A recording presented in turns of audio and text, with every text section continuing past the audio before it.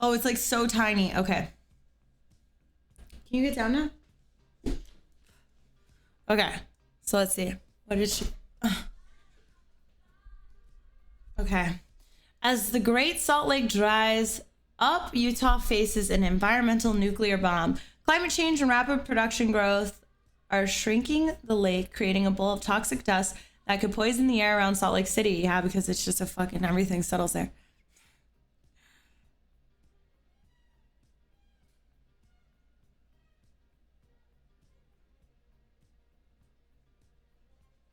Yeah. Okay, let's see. Salt Lake City, if the Great Salt Lake, which has already shrunk by 2/3, continues to dry up, here's what's in store.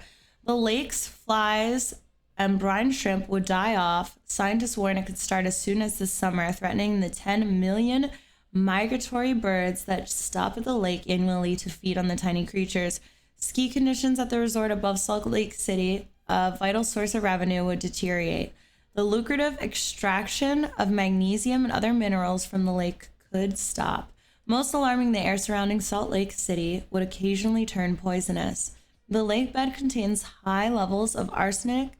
As more of it becomes exposed, windstorms can carry the arsenic into the lungs of nearby residents, who make up 3/4 of Utah's population. We have this potential environmental nuclear bomb that's going to go off if we don't take some pretty dramatic actions. As climate change continues to cause record-breaking drought, there are no easy solutions. Saving the Great Salt Lake would require letting more snow melt from the mountain flow to the lakes, which means less water for residents and farmers. This would threaten the region's breakneck population growth and high-value agriculture, something state leaders seem reluctant to do. Utah's dilemma raises a core question as the country heats up. How quickly are Americans willing to adapt to the effects of climate change, even as those effects become urgent, obvious, and potentially catastrophic? The stakes are alarmingly high, according to Timothy D. Hawks, a Republican landowner who wants more aggressive action. Otherwise, he said, the Great Salt Lake risks the same fate as California's Owen Lake, which went dry decades ago, producing the worst levels of dust pollution in the United States and helping to turn the nearby community into a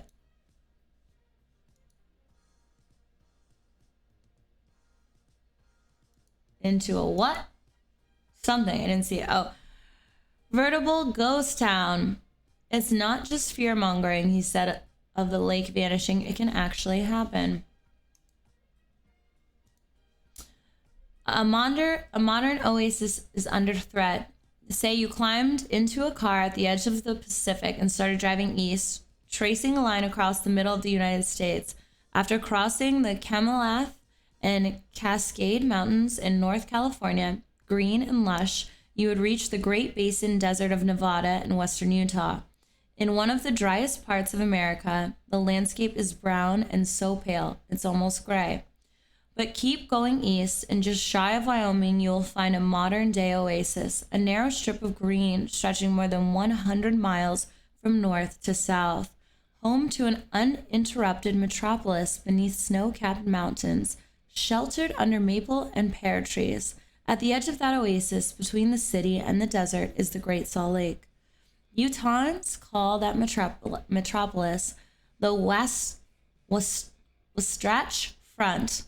I don't know if I'm saying that right.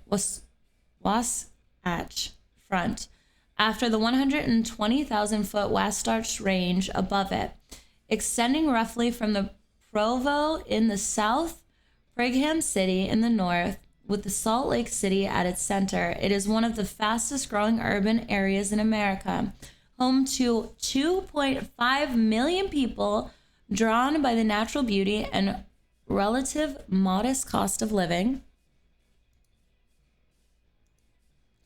That megacity is possible because of a minor hydrological miracle. Snow that falls in the mountains just east of the Salt Lake City feeds 3 rivers, the Jordan, the Weber, and the Bear, which provide water for the cities and the towns of Wasatch Front, as well as the rich cropland nearby flowing into the Great Salt Lake. Until recently, the hydrological system existed in a delicate balance. In summer, evaporated would cause the lake to drop about 2 feet. In spring, as the snowpack melted, the rivers would be replenished by it. Now, two changes are throwing that system out of balance. One is explosive population growth, diverting more water from those rivers before they reach the lake. The other shift is climate change, according to Robert Gillis, a professor at Utah State University and Utah State climatologist.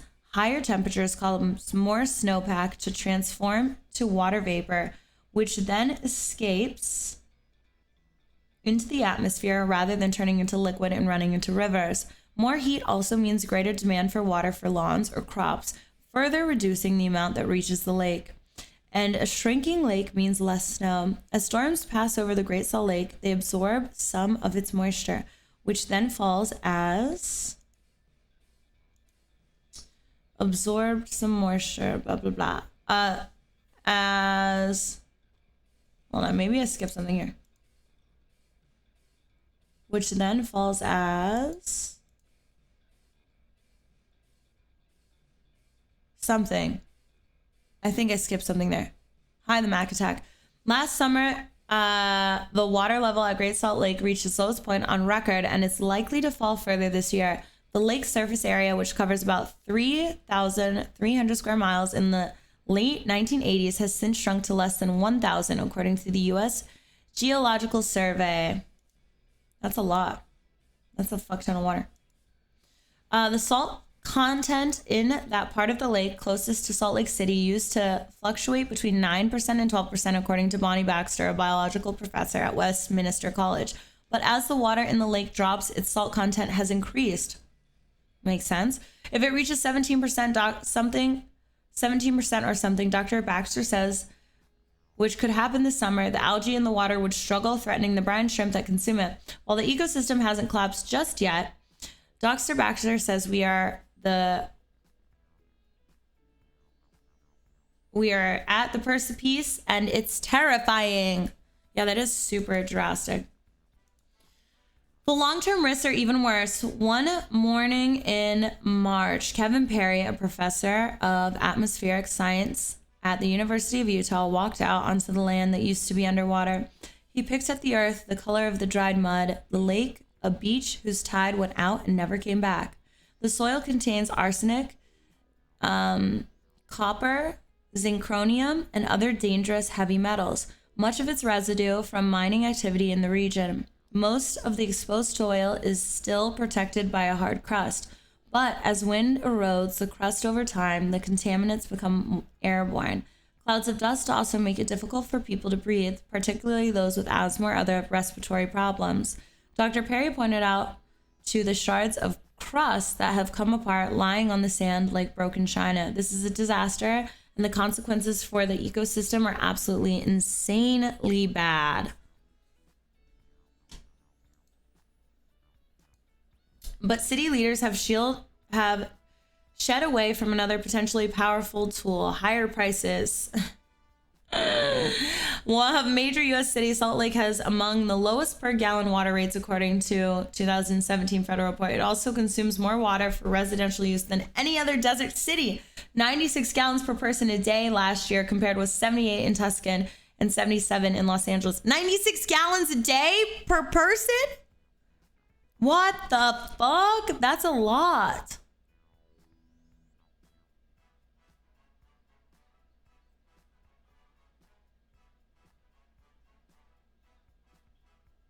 Wow. Yeah, I know Salt Lake is stinky. Charge more for water and people use less, said Zachary Frankel. Yeah, I don't use a lot of water. I'm crazy, man. I fucking yell at people showering at my house. Like, I'm literally like, it's been 3 minutes. I take 5-minute showers. I take 3 minutes, 5-minute showers like most of the days. I only took a bath once in the past like 4 months. No, that's a lie. 3 times in 4 months. Which I should probably just not take baths. There's a quiz at the end. Ooh. 30, yeah, I take 5 to 15 minute showers. you take long showers in many of them?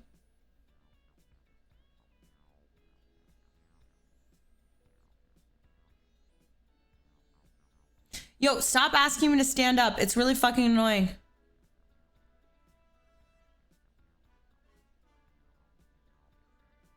So selfish, chat. So selfish are you. So selfish are you.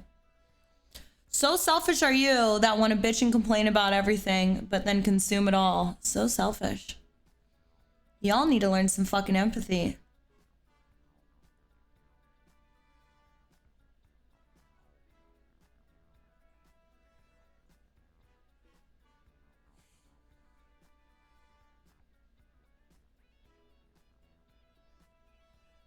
You just don't like being bossed around? I'm not bossing around. Thank you, the Mac Attack.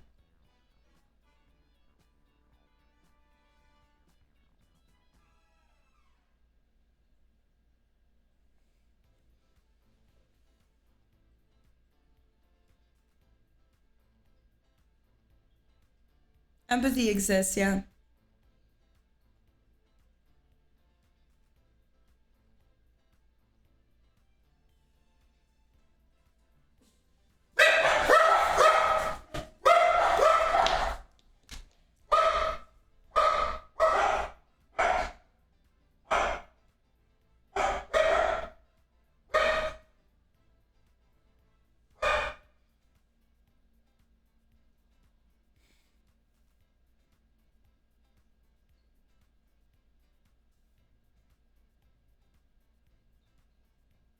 Barking at nothing.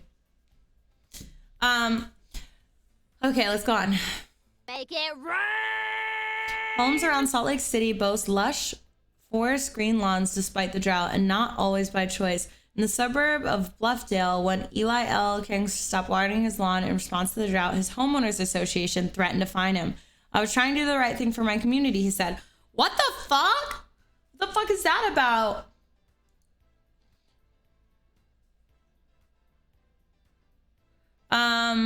A Republican state representative introduced a bill this year that would have blocked communities from requiring homeowners to maintain the laws. He said, maintain lawns. He said the local government lobbies against the bill, which failed.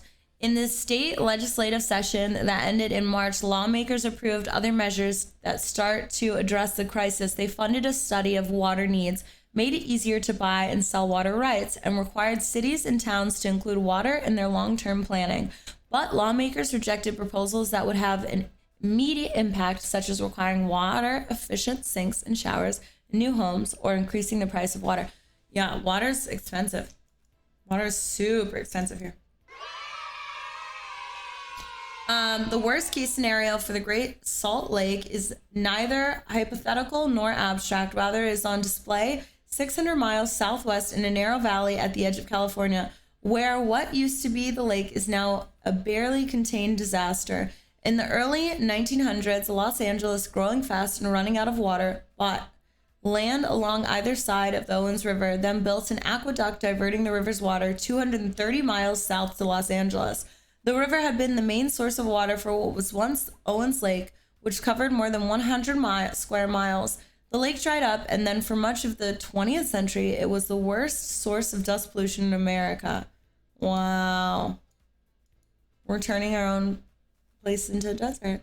When windstorms hit the dried lake bed, they kicked up PM 10 particular matter, 10 micrometers or smaller, which can lodge in the lungs when inhaled and has been linked to worsened asthma, heart attacks, and premature death. The amount of PM 10 in the air around Owens Lakes has been as much as 138 times higher than deemed safe by the U.S. Environmental Protection Agency. Local officials successfully sued Los Angeles, arguing it had violated the rights of nearby communities to clean air. A judge ordered Los Angeles to reduce the dust. That was 25 years ago. Since then, Los Angeles has spent $2.5 billion trying to keep the wind from blowing dust off the lake. The city has tried different strategies, covering the lake bed in gravel, spraying just enough water on the dust to hold it in place, and constantly tilling the dry earth, creating low ridges to catch dust particles before they can become airborne. This is a lot of manpower, bro. That's a lot of fucking manpower.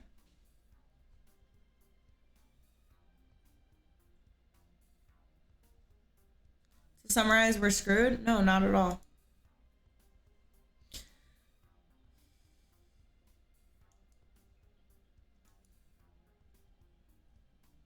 On what used to be the shore of what used to be Owens Lake is what's left of the town of Keeler.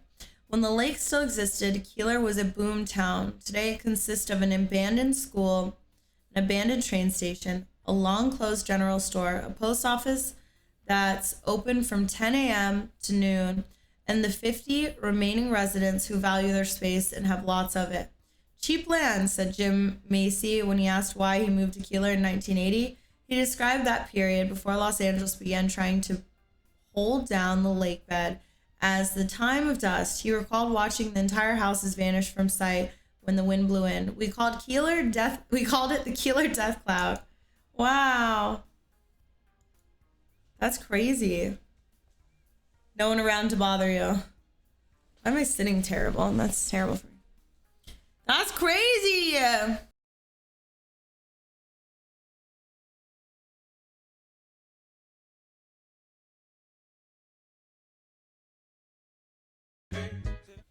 The Maki Taco 01 tipped $10. I see people my age out there climbing mountains and ziplining all about, but here I am feeling good about myself because I got my leg through my underwear without falling over. Well, shit, the Mad Attack. I'm proud of you too. Good job. Good fucking job. Thank you for the dono. I hope you fucking get your other leg through the other part of the underwear tomorrow. Good job, for real though.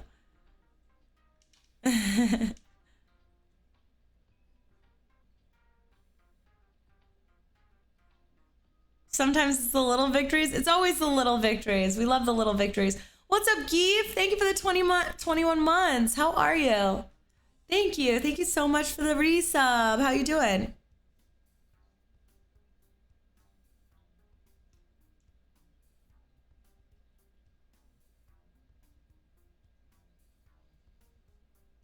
My stance on guns in America? I would love to answer that, but maybe another time. Let's save that for another day.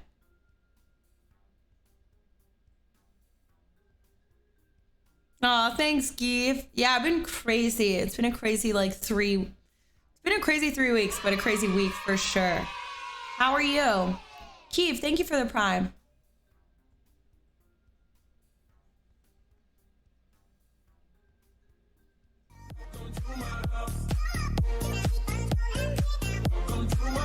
Is that my new raid sound?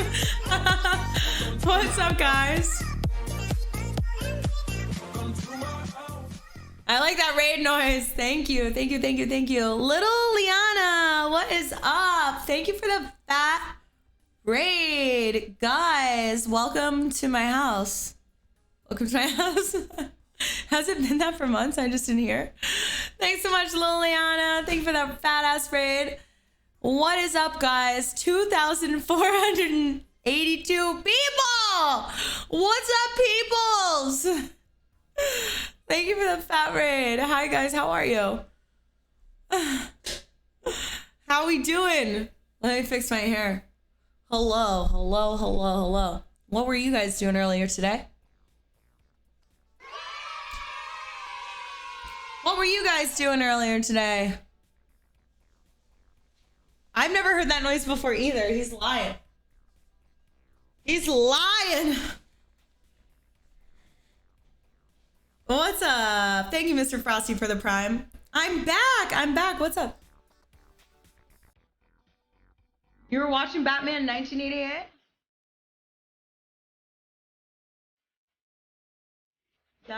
Dala. The Maki Taco 01 tipped $10, last one for tonight. They say that sex is the best form of exercise. Now, correct me if I'm wrong, but 2 minutes and 15 seconds once every 3 months ain't going to shift a beer belly. Wait, but 2 minutes and 15 seconds once every 3 months ain't going to shit? Oh no! Well, You can always just work on your forearm game, you know? You don't have to keep it to just the ab workout every 2 months. Few months. I didn't watch the VMAs. No, I didn't watch it. What were you guys playing?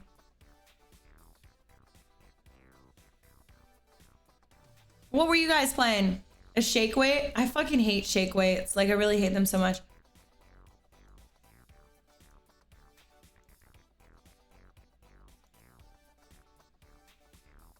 Like, I got one, but I hate them. I don't know why. I don't know why I got them.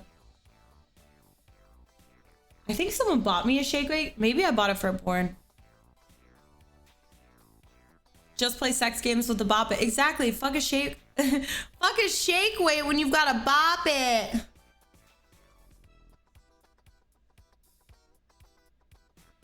Aaron Chamberlain.